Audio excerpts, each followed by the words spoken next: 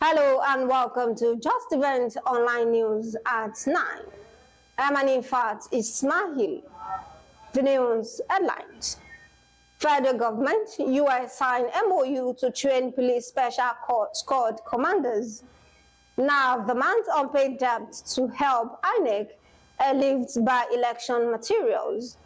For subsidy removal, Kwara NGO tax federal government on comprehensive measures to alleviate economic hardship. Federal government unveils 10 agric startups for 10 million naira grant. ICPC chairman reaffirms commitment to integrity and accountability. Obaseki orders reaccreditation of 6,500 vigilantes.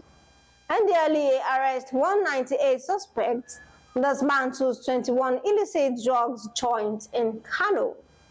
Zamfara declares state of emergency in health sector and on sport. Super Eagles set for match friendly against Argentina.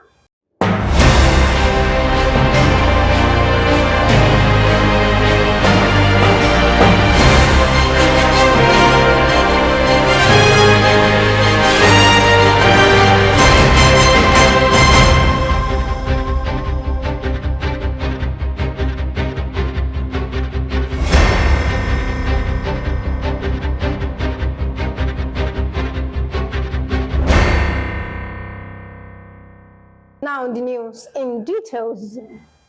The federal government and the American government have signed a memorandum of understanding for the training of the commanders of police special intervention squad to tackle banditry and other raging crimes in the country.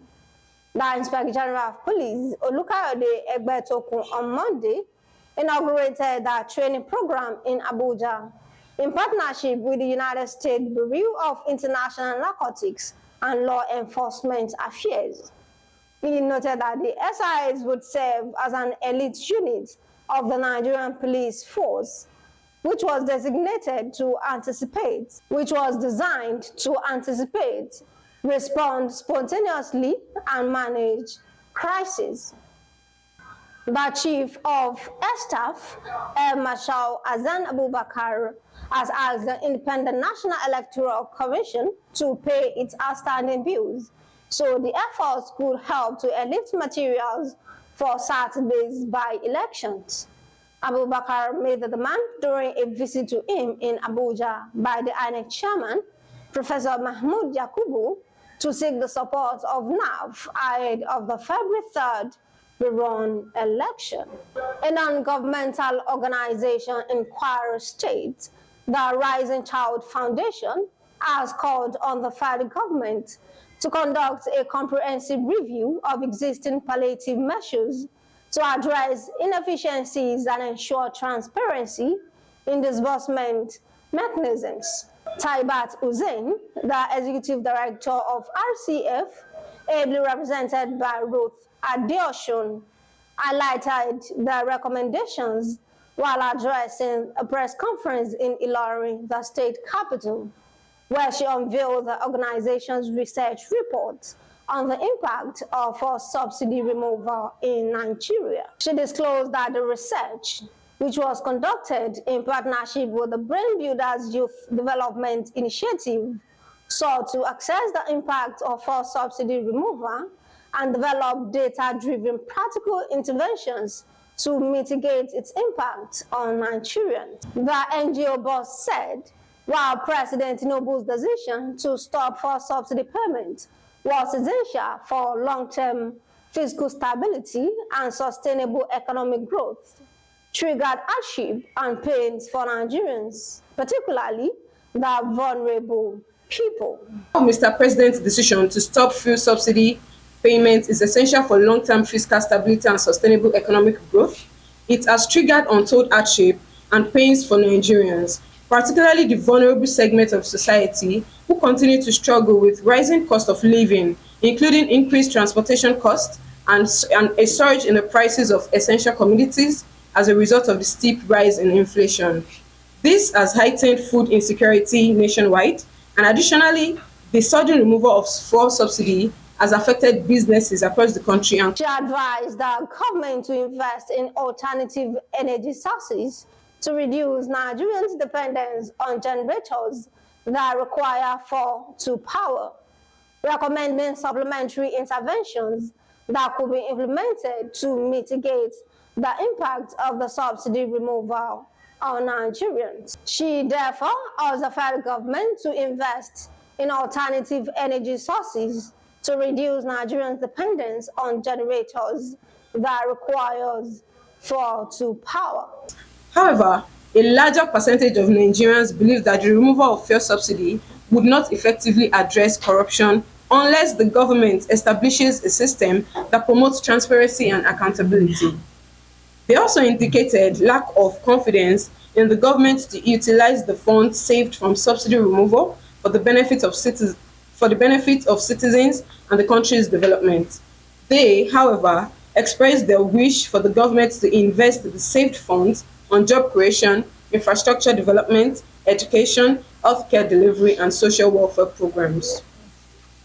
In the same vein, more than half of the respondents expressed disappointment in the palliative measures introduced by the government to curb the impact of subsidy removal. They hold that the palliative measures were inappropriate, inaccessible, and largely by the masses. In fact, a larger percentage of them said they have not received any form of palliative from the government since the Ministry of Communication, Innovation and Digital Economy has chosen 10 startups for a 10 million naira grant through its fourth Industrial Revolution Technology Application and Agriculture Program. Selected projects from these startups will receive funding up to 10 million naira to enhance the implementation of fourth Industrial Revolution technologies in their respective fields. Dr. Bosun Tijani, the Communications Minister, reviewed the chosen project and emphasized that the initiative aligns with President Bola Tinubu's directive to cultivate 500,000 hectares of land nationwide to enhance food security. The chairman of the Independent Corrupt Practices and Other Related Offences Commission, ICPC, Dr. Musa Aliyu, has reiterated the Commission's commitment to integrity, accountability, and excellence in building a corruption-free country. ICPC spokesperson, Mrs. Azuka Ogugwa, said this in a statement yesterday in Abuja. He explained that the ICPC chairman said this while addressing the management of staff and residents anti-corruption commissioners from 21 state offices at its management and leadership retreat yesterday in Kano. The Edo State Governor, Godwin Obaseki, has ordered the reaccreditation of all operatives of the State Security Vigilante Network, numbering about 6,500. The governor on Monday said it was a renewed effort to strengthen the state security architecture to combat crimes and ensure the security of lives and property of residents. The National Drug Law Enforcement Agency, Kano State Command, said it arrested 198 drug suspects and dismantled 21 illicit drug joints in Kano. This is contained in a statement issued to newsmen by the spokesman of the agency, Mr. Sadiq Mohammed Maigatari, on Tuesday in Kano. He said the arrest was made between January 17 and January 36 in the ongoing Operation Anamaye, launched by the agency's state commander, Abubakar Idris Hamad. Governor Dauda Lawal has declared a state of emergency in the health sector of Zamfara, with a commitment to revamping the state healthcare system. In a statewide radio and television broadcast on Tuesday, the governor lamented what he described as disturbing conditions of the hospitals across the state. A statement by the governor's spokesperson, Sulaiman Bala Idris, said The declaration came after Lawat's unscheduled visit to the Gusau General Hospital. Nigeria and Argentina will clash in a senior international friendly match in the city of Hangzhou, China, on a yet-to-be-announced date in March. The game is scheduled to take place at the Olympic Sports Center Stadium, which hosted a couple of football games during the 2008 Summer Olympics in the country.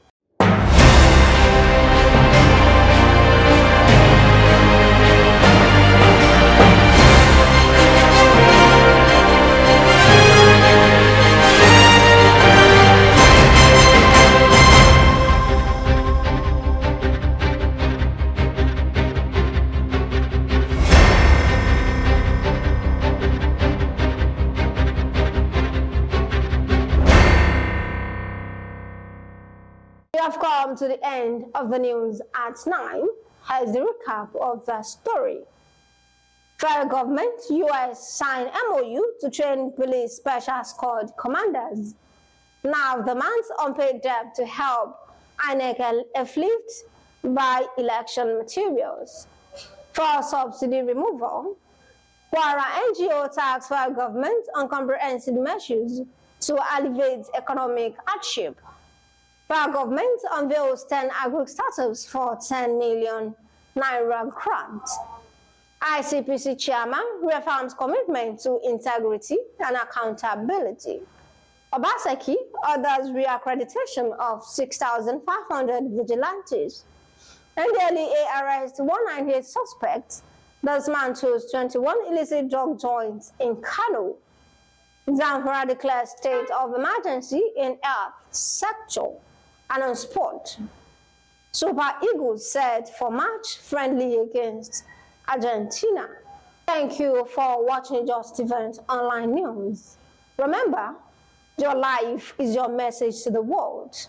Make it inspiring. For more news, visit www.justeventonline.com, and to read more updates, follow us on our social media platforms with a tab at Justeventonline.